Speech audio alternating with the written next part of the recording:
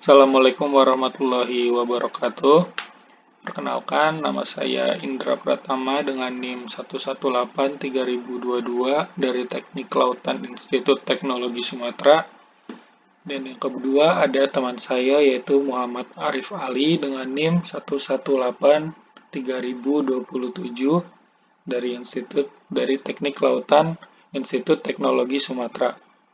Di sini kami akan membahas rencana zonasi wilayah pesisir dan pulau-pulau kecil Provinsi Nusa Tenggara Barat tahun 2017 sampai 2037. Sini tadi sebelumnya yang saya perkenalkan. Nah, di sini ada outline dari presentasi kami. Yang pertama itu ada latar belakang. Yang kedua ada asas RZWP3K Provinsi. Yang ketiga ada tujuan dan fungsi. Yang keempat ada ruang lingkup dan jangka waktu. Yang kelima ada pola ruang zonasi kawasan. Yang keenam ada strategi rencana zonasi. Yang ketujuh ada pidana. Yang pertama yaitu latar belakang. Rencana zonasi wilayah pesisir dan pulau-pulau kecil Provinsi Nusa Tenggara Barat tahun 2017 sampai tahun 2037 dibuat dengan pertimbangan bahwa untuk melaksanakan ketentuan pasal 9 ayat 5 Undang-Undang Nomor 27 Tahun 2007 tentang pengelolaan wilayah pesisir dan pulau-pulau kecil sebagaimana telah diubah dengan Undang-Undang Nomor 1 Tahun 2014 tentang perubahan atas Undang-Undang Nomor 27 Tahun 2007 tentang pengelolaan wilayah pesisir dan pulau-pulau kecil. Perlu dibentuknya suatu peraturan daerah Provinsi Nusa Tenggara Barat tentang rencana zonasi wilayah pesisir dan pulau-pulau kecil tahun 2017 sampai 2037. Kemudian ada asas RZWP3K Provinsi NTB. Di sini asasnya ada 10 ya. Yang pertama keberlanjutan, yang kedua asas konsistensi, yang ketiga asas keterpaduan, yang keempat asas keadilan, yang kelima asas kepastian hukum, yang keenam asas kemitraan, yang ketujuh asas pemerataan, yang kedelapan asas peran masyarakat, yang ke-10 asas keterbukaan, yang ke-9 asas keterbukaan, dan yang ke-10 asas akuntabilitas. Kemudian di sini ada tujuan. Di sini tujuan kami ada 3 poin. Yang poin pertama, menciptakan harmonisasi dan sinergi perencanaan dan pemanfaatan ruang laut antara pemerintah dan pemerintah provinsi dalam mewujudkan pengelolaan sumber daya pesisir dan pulau-pulau kecil yang aman, nyaman, produktif, dan berkelanjutan. Yang poin kedua, mewujudkan kelestarian serta pemanfaatan sumber daya pesisir dan pulau-pulau kecil bagi peningkatan kesejahteraan masyarakat. Yang ketiga, menjamin kepastian hukum dan keadilan dalam pengelolaan sumber daya pesisir dan pulau-pulau kecil. Lalu selanjutnya ada fungsi. Terdapat 6 poin dari fungsi. Poin pertama yaitu dasar pertimbangan dalam penyusunan rencana pembangunan jangka menengah daerah atau disingkat menjadi RPJMD. Lalu poin kedua ada acuan dalam penyusunan RPWP 3K dan RAPWP 3K. Poin ketiga ada instrumen penataan ruang di wilayah pesisir dan pulau-pulau kecil. Yang keempat ada instrumen hukum pengalokasian ruang di wilayah pesisir dan pulau-pulau kecil. Yang kelima ada acuan dalam pemanfaatan ruang di wilayah pesisir dan pulau-pulau kecil. Yang keenam ada dasar pengendalian pemanfaatan ruang dalam penataan WP3K Provinsi. Selanjutnya adalah ruang lingkup dan jangka waktu. Yang pertama akan saya bahas poin-poin dari ruang lingkup. Nah, di sini yang pertama, kebijakan dan strategi rencana zonasi wilayah pesisir dan pulau-pulau kecil.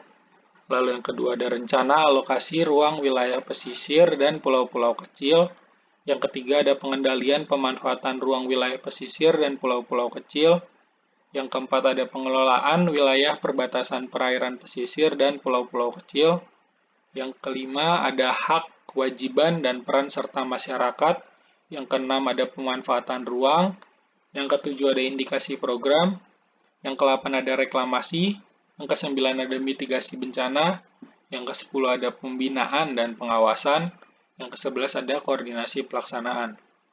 Lalu untuk jangka waktunya sendiri itu, jangka waktu RZWP3K Provinsi NTB adalah 20 tahun, terhitung sejak tanggal penetapannya dan dapat dilakukan peninjauan kembali setiap 5 tahun sekali.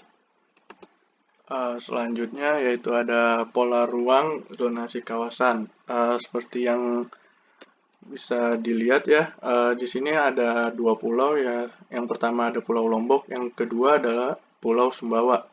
Nah, di Pulau Lombok ini seperti yang dilihat ada garis putus-putus biru ini adalah kawasan perikanan. Kemudian ada garis putus-putus merah ini yaitu kawasan pulau-pulau kecil.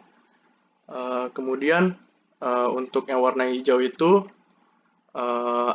kawasan lindung, yang warna ungu adalah kawasan suaka alam, yang warna abu-abu kawasan hutan mangrove, yang warna krem ini adalah kawasan pertanian, yang oranye warna kawasan perkebunan, yang warna kuning kawasan pemukiman, yang warna biru ini waduk atau danau dan bandara di sini.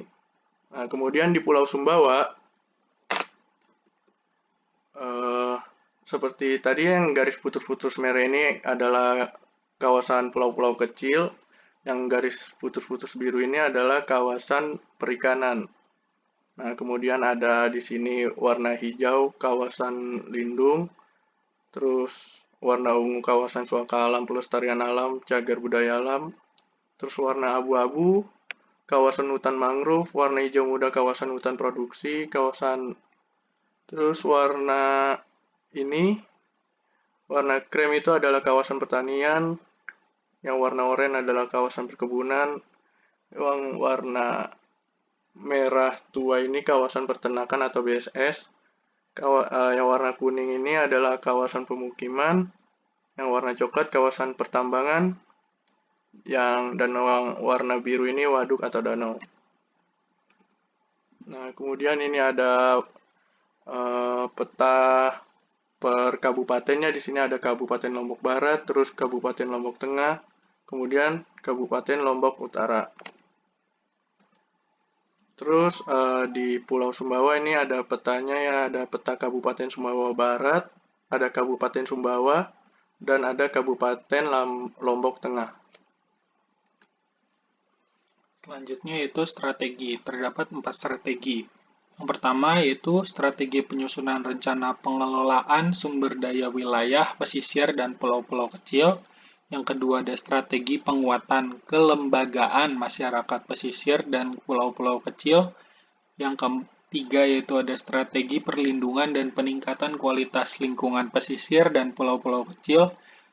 Dan yang keempat ada strategi pemanfaatan potensi sumber daya pesisir dan pulau-pulau kecil secara berkelanjutan. Dan yang terakhir adalah tentang pidana. Disebutkan setiap orang dan atau badan usaha yang melanggar ketentuan sebagaimana dimaksud dalam pasal 55 huruf A, huruf B, dan huruf E, pasal 56 huruf A, huruf B, huruf E, dan huruf F, pasal 58 huruf A, huruf B, dan huruf C, pasal 61 huruf D dan huruf F, pasal 66 huruf G dan huruf H, pasal 67 ayat 3 dipidana kurungan dan atau denda sesuai dengan ketentuan peraturan perundang-undangan. Baik, cukup sampai di sini presentasi dari kami tentang rencana zonasi dari Perda Nusa Tenggara Barat. Terima kasih.